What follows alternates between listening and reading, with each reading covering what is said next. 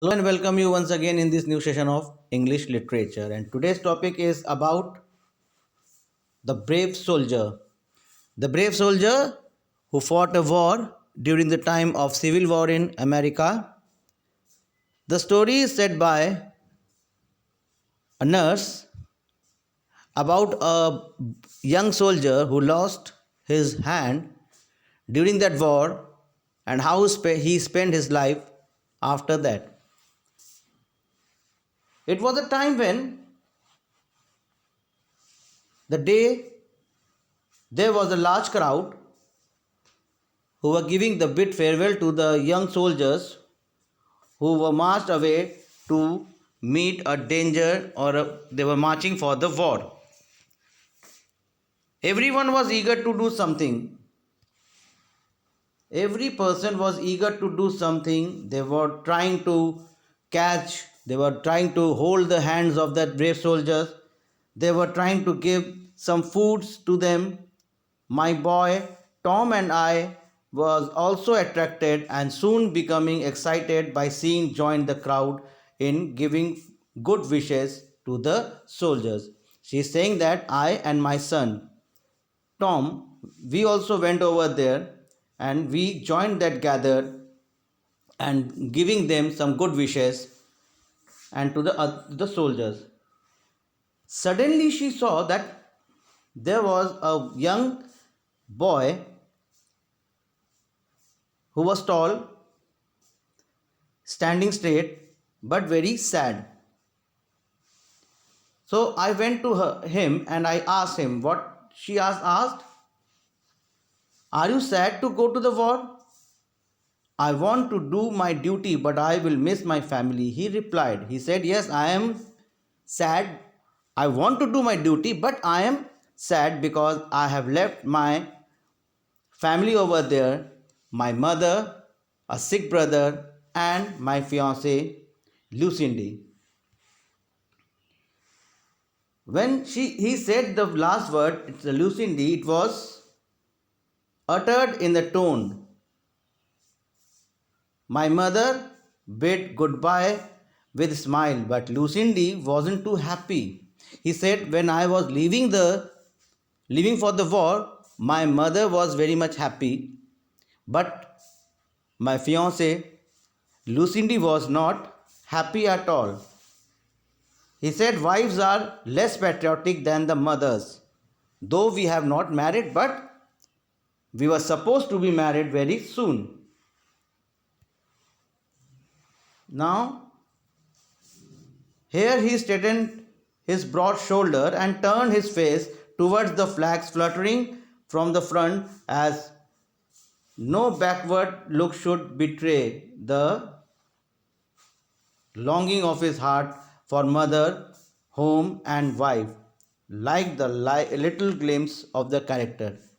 And suddenly he moved his face towards the flag and he said that nothing is going to be change my mind because I am going for the war and I will look after forward to them besides to go back to my family. Though I am unhappy, but I have to do my duty first. I sent Tom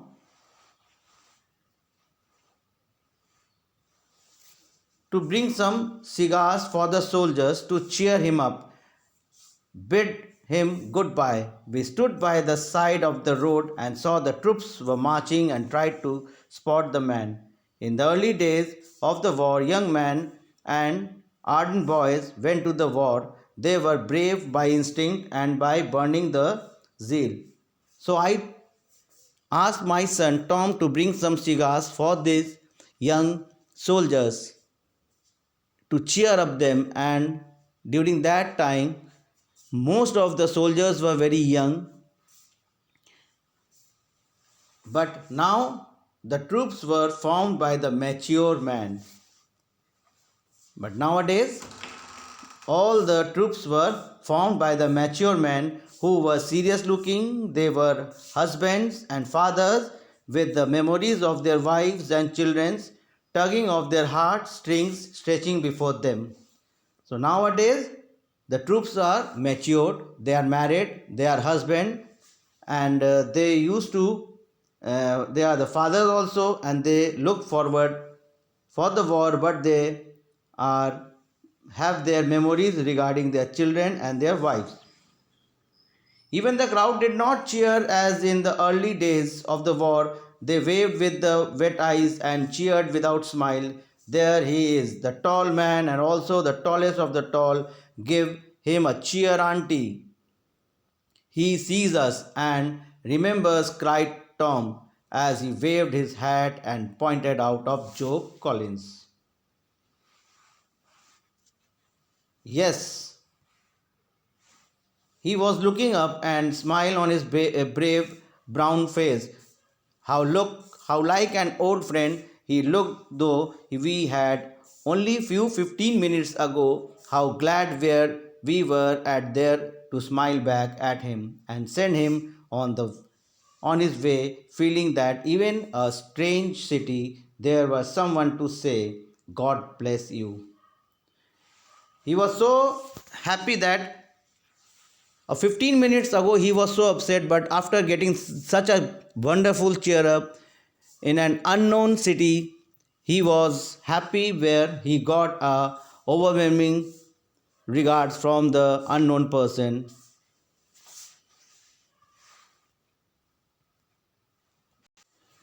And like this they marched away. A 6 month passed. Now that author is saying, I never expected to see Joe again. But 6 months later, we did meet him in a Washington hospital one winter night. Now, a 6 month passed of that incident. She suddenly saw Joe in a Washington hospital in one winter night. A train of ambulance had left their patients out at outdoor, and we were hurrying to get the poor fellows into beds. After a week of hunger and cold, the soldiers moaned in pain as they waited to be treated. Suddenly, I saw Joe over there in an hospital where the ambulance had left there at the outdoor, and we all were hurrying to give those poor fellows a good treatment. Trying to bring order of the chaos, I was rushing up and down a narrow aside between the row of rapidly filling beds. I knocked against a pair of largest and muddiest boots I ever saw and paused to inquire why they were in the passageway. I found that the owner of the boots was a very tall man who was either asleep or dead. He was badly injured and unconscious due to the exhaustion. Then suddenly, what the nurse is saying that suddenly she saw a big, huge boot. It was filled with the mud.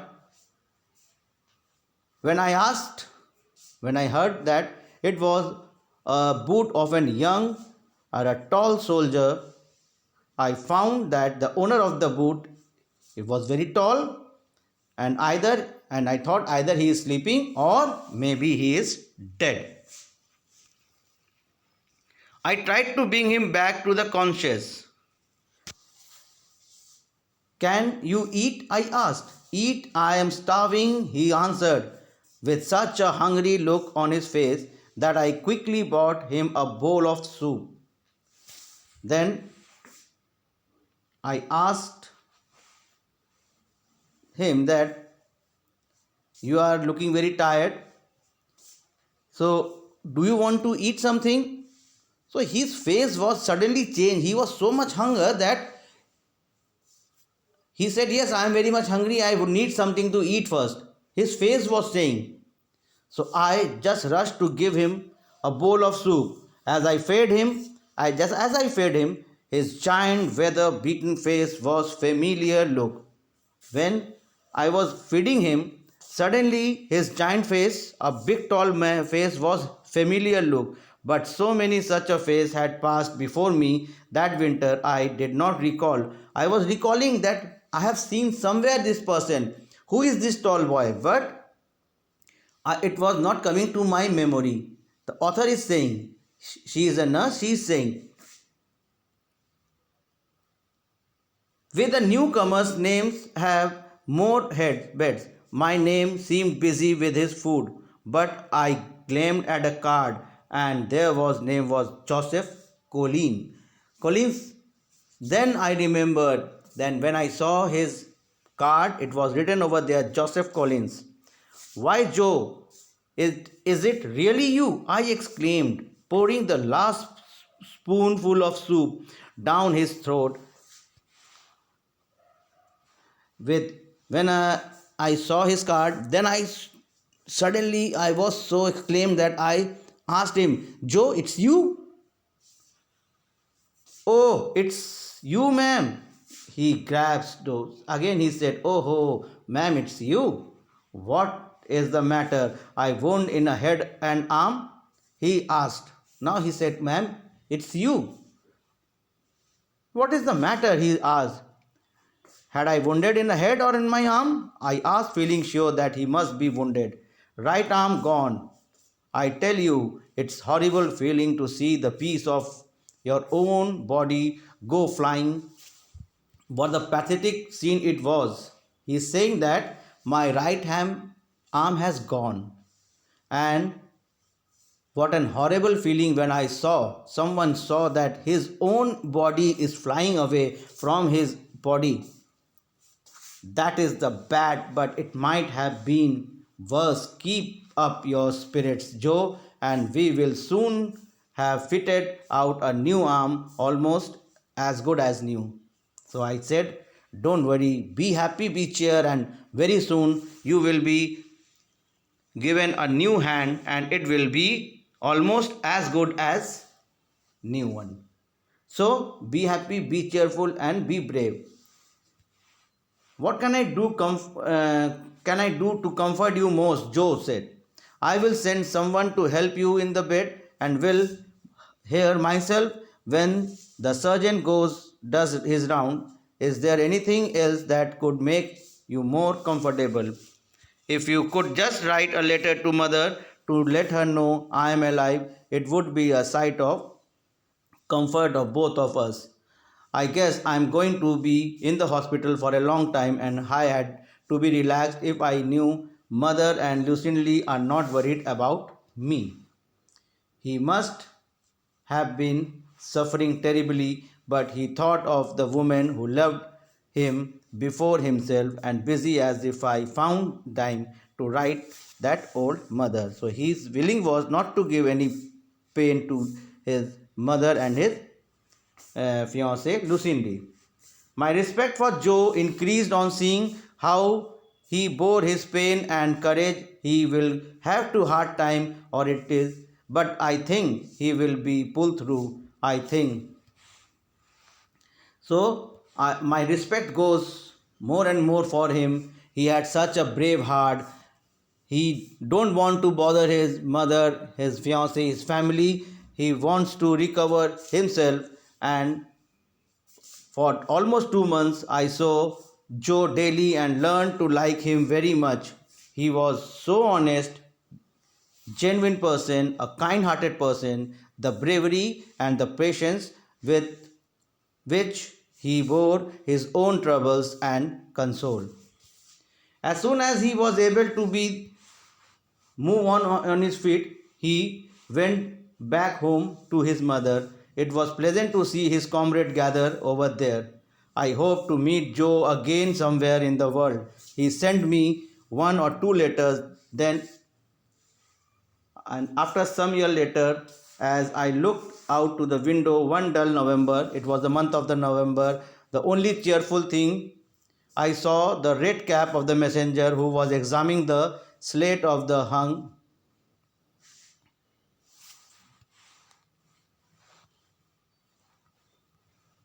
I saw the red cap busy with his work. I saw a person wearing a red cap who was doing some work. A parcel came A parcel came from me one day. When I looked up to give my note and direction, I found the man wearing to at me. He said, I know it is you, ma'am. As soon as I saw the name of a bundle, it's a number of years since we met, and you don't remember Joe Collins as well as he does you, I think. Oh my God, Joe is really? It's you? I have been seeing you every day all the winter. I never knew.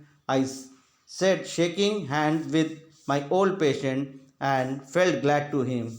And down warm yourself while you tell me all about it, and there is no hurry for the answer. And I will pray for you time. So one day, when in the month of November, that author was in the hotel room.